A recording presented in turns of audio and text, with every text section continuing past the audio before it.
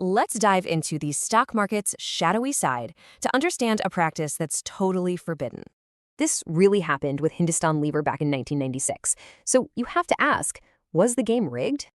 So, what is this crime we're investigating? Well, it's called insider trading. Let's break it down. It creates a completely unfair playing field. The insider basically knows the future, while everyone else is just guessing. And this is the kind of secret stuff we're talking about, info that can make a stock's price skyrocket. Seeing this unfairness, regulators had to step in. They created a crucial set of rules to protect investors.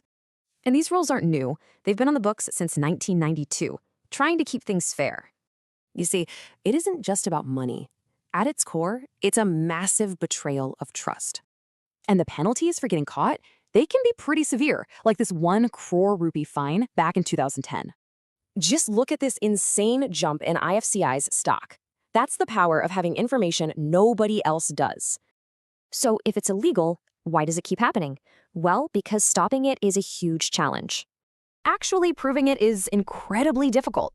The evidence is often just whispers with no paper trail to follow. So why does any of this matter to you? It's about ensuring the market isn't a rigged game. Which leaves us with a big question. Are the current rules really enough to protect all of us?